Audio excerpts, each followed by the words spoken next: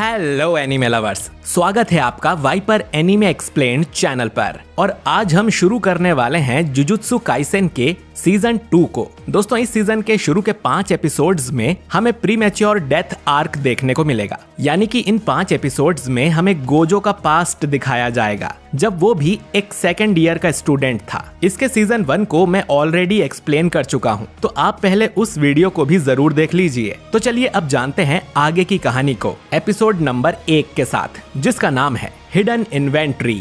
तो दोस्तों, ये कहानी 2006 में शुरू होती है, जब गोजो और गेतो एक ही क्लास में पढ़ते थे। हम गेतो को एक सुनसान गली में जाते हुए देखते हैं, जिसमें कर्स्ड स्पिरिट का साया है और गर्मी के मौसम में इनकी तादाद कुछ ज्यादा ही बढ़ गई थी। गेतो को गली के अंदर एक कर्स मिलता है, जो कि एक इंसान को खा रहा था। गेतो तुरंत ही अपनी टेक्निक से उस कर्स को एक्सॉर्साइज करके उसे निगल जाता है। दोस्तों, गेतो की कर्स्ड टेक्निक का नाम है कर्स्ड स्पिरिट मैनिपुलेशन। इस पावर से गेतो किसी भी कर्स को एक बॉल बनाकर उसे एब्जॉर्ब कर लेता है और फिर गेतो जब चाहे तब उस स्पिरिट को अपने अंदर से बाहर निकालकर अपने हिसाब से उन्हें कंट्रोल कर सकता है, जो कि एक काफी ज्यादा पावरफुल टेक्निक है। और इसीलिए गेतो को सेकेंड ईयर में ही स्पेशल ग्रेड की रैंक दे दी गई थी, यानी गेतो भी गोजो जितना पावरफुल है। खैर, उस कर्स को निगलने के बाद गेतो कहता है कि सिर्फ मैं ही जानता हूँ कि इसका स्वाद कितना ज्यादा घिनौना है, और वो किसी एक दिन की बात भी करता है, जिसके बारे में हम आगे जानेंगे। इसके बाद हम देखते हैं ग्रेड 1 सॉसेरर मेमे और ग्रेड 2 सॉसेरर लॉरी को, जिन्हें हमने पिछले सीजन में भी देखा था। इन दोनों को एक भूतिया महल को इन्वेस्टिगेट करने का मिशन मिला था। इस घर में एक अमीर आदमी अपनी फैमिली के साथ रहता था, जिसके कई सारे रेस्टोरेंट्स थे। लेकिन पिछले साल आई महामारी में उसका सारा धंधा चौपट हो गया और कर्जे में डूबने की वजह से उसने अपनी फैमिली के साथ खुदकुशी कर ली थी। उसके बाद से ही ये अफवाह फैलने लगी कि वो महल भूतिया है, क्योंकि अब तक इंटरनेट आ गया था। फिर कई सारे स्टूडेंट्स मजे मजे में उस महल के अंदर गए थे, लेकिन वो कभी वापस नहीं लौटे। अब कोई और इसका शिकार ना बने, इसीलिए इन दोनों को वहां भेजा जा रहा था। वहां पहुंचते ही लॉरी कर्टेन बनाने लगती है। दोस्तों, कर्टेन बनाने से आम लोगों को पता नहीं चलता कि यहाँ क्या चल रहा है, लेकिन मैमे उसे मना कर देती है कि इसकी जरूरत नहीं है, क्योंकि कर्स महल के अंदर है, ना कि बाहर। अब ये दोनों उस घर के अंदर जाते हैं और देखते हैं कि यहाँ चारों तरफ कचरा पड़ा था। ये सब देख लॉरी थोड़ी डर जाती है। अब मेमे उसे कहती है कि उन दोनों को अलग अलग फ्लोर पर जाकर खोजबीन करनी चाहिए। वो लॉरी को सेकंड फ्लोर पर भेज देती है। लॉरी वहाँ के सारे कमरे चेक करती है, लेकिन उसमें कुछ नहीं मिलता। और थोड़ी देर बाद वो एक दूसरे के सामने ही आ जाती हैं, क्योंकि ये सेकंड नहीं बल्कि फर्स्ट फ्लोर ही था। मेमे बताती है कि वो इसी एग्जैक्ट जगह से 3 बार गुजर चुकी है, यानी कि ये दोनों किसी तरह के लूप में फंस गई थी और वो इस हॉलवे से बाहर नहीं निकल सकती, बिल्कुल जैसा हमने चेनसॉ मैन में देखा था। खैर, लॉरी पूछती है कि क्या ये कोई इननेट डोमेन है, जिस पर मीम बताती है कि इननेट डोमेन में आसपास की जगह भी बदल जाती है, यानी कि ये सिर्फ एक बैरियर है जो कि अंदर आने वाले लोगों को फंसा लेता है। और इसी तरह पहले आए लोग यहाँ फंस गए होंगे और कर्स ने उन्हें मार दिया होगा। लेकिन इसका मतलब ये भी है कि कर्स बहुत कमजोर है, तो उन्हें बस इस बैरियर से निकलकर उस कर्स को मारना है। मैमे लॉरी से पूछती है कि उन्हें क्या करना चाहिए। अब लॉरी बताती है कि पहले उसे लगा था कि ये लूप एक सर्कल के जैसा है, लेकिन ऐसा नहीं है, बल्कि ये एक सीधी लाइन की तरह है, जो कि ट्रेन के डिब्बों की तरह एक दूसरे से जुड़ता जाता है। तो लॉरी के हिसाब से अगर ये लोग बहुत तेजी से एक एक दिशा में भागे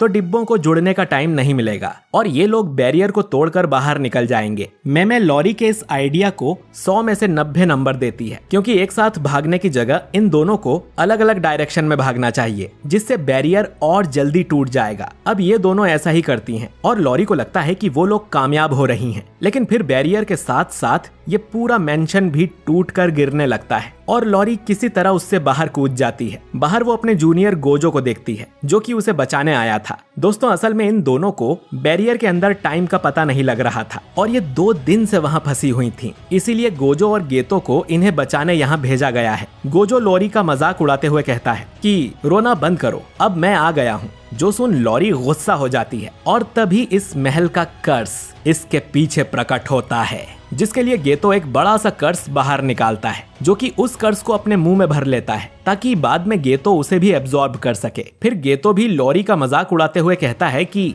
गोजो, कमजोरों का मजाक मत उड़ाओ, जिससे लॉरी और ज्यादा गुस्सा हो जाती है। लेकिन यहाँ एक तीसरी स्टूडेंट भी आई हुई थी जिसे देख लॉरी खुश हो जाती है। ये स्टूडेंट शोको है और इसे भी हमने सीजन 1 में देखा था। लॉरी शोको से कहती है कि तुम इन दोनों की तरह बदतमीज मत बन जाना। मैमे को रियलाइज होता है कि वो दोनों 2 दिन से अंदर थीं, तो वो इसकी एक्स्ट्रा फीस चार्ज कर सकती हैं। फिर वो गोजो से पूछती हैं कि उन लोगों ने कर्टन को बना दिया था ना। जो सुन गोजो, गेतो और शोको चुप ही रह जाते हैं क्योंकि वो तीनों ही कर्टन लगाना भूल गए थे। इसके बाद सभी लोग जुजुत्सु हाई में लौट आते हैं जहां पर इन्हें अपने टीचर यागा से डांट पड़ती है, जो कि आगे चलकर इस स्कूल के प्रिंसिपल बनते हैं। खैर, उन्हें पता चलता है कि वो गोजो था जो कर्टन लगाना भूल गया था, जिसके लिए उसे सजा मिलती है। अब ये तीनों स्पोर्ट्स रूम में जाकर बास्केटबॉल खेलने लगते हैं। गोजो पूछता है कि हमें कर्टन लगाने की जरूरत ही क्या है, जबकि आम लोग ना तो कर्ज को देख सकते हैं और ना ही कर्ज्ड टेक्निक्स को। गोजो ये भी कहता है कि कमजोर लोगों को बचाना काफी थकाने वाला काम है, जिस पर गेतो बोलता है कि जुजुत्सु सोर्सरर का काम ही यही है कि वो आम लोगों की रक्षा करे।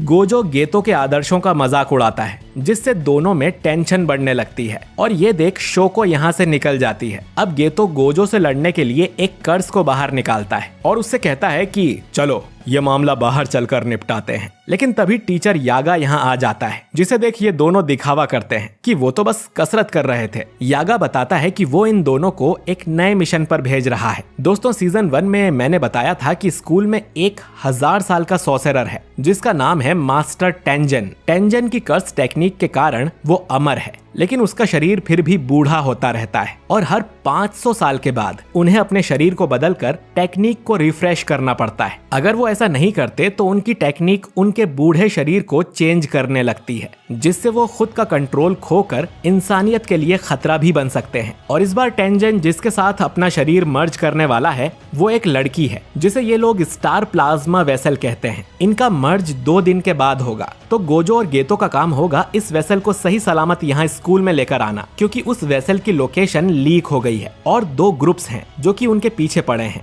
पहला ग्रुप है क्यू, जिसमें कुछ कर्स यूजर्स हैं जो चाहते हैं कि टेंजन इंसानियत के लिए दुश्मन बन जाए, और दूसरा ग्रुप है टाइम वेसल एसोसिएशन, जो कि टेंजन की गॉड की तरह पूजा करते हैं। लेकिन वो नहीं चाहते कि टेंजन किसी से मर्ज करे, क्योंकि इससे उनकी पवित्रता खराब हो जाएगी। और हाँ, इस ग्रुप में कोई भी कर्स यूजर नहीं है। खैर, इसके बाद गोजो और गेतो उस होटल के पास जाते हैं जहां उस वेसल को रखा गया था। गेतो अकेले ही अंदर जाता है और गोजो बाहर ही निगरानी रखता है। दोनों फोन पर बात कर रहे थे, जिसमें गोजो घमंड दिखाते हुए बोलता है कि हमें क्या दिक्कत हो सकती है, आखिरकार हम दोनों सबसे पावरफुल हैं। जो सुन गेतो उसे समझाता है कि इतना ओवर कॉन्फिडेंट होना अच्छी बात नहीं है और उसे अपने सीनियर्स से भी थोड़ा सभ्य तरीके से पेश आना चाहिए, क्योंकि कुछ दिनों में उनकी मुलाकात मास्टर टेंजन से भी हो सकती है। इसके बाद गेतो उस कमरे की डोरबेल बजाता है और अंदर से एक लड़की जवाब देती है कि वो आ रही है। लेकिन तभी वहां एक बड़ा धमाका हो जाता है। गेतो एक कर्स्ड स्पिरिट को कवच की तरह यूज कर खुद को बचा लेता है और देखता है कि वो लड़की बिल्डिंग से नीचे गिर रही थी। इसके बाद गेतो एक उड़ने वाले स्पिरिट को बाहर निकालता है और उस लड़की को हवा में ही पकड़ लेता है। ये धमाका क्यू ग्रुप के सोल्जर कोकुन ने करवाया था, पर वो देखता है कि उस लड़की को गेतो ने बचा लिया है। इधर गोजो पर भी एक सोल्जर ढेर सारे चाकू फेंकता है, लेकिन जैसा कि हम जानते हैं कि गोजो के आसपास एक इन्फिनिटी शील्ड है, जिससे गोजो को कुछ भी नहीं होता। ये सोल्जर गोजो को पहचान लेता है, क्योंकि उसने गोजो के नाम के काफी चर्चे सुने थे, और वो गोजो को लड़ने के लिए चैलेंज करता है। गोजो इसके लिए मान जाता है, लेकिन एक शर्त पर कि वो इस सोल्जर को तब तक नहीं मारेगा जब तक वो उससे रहम की भीख ना मांग ले।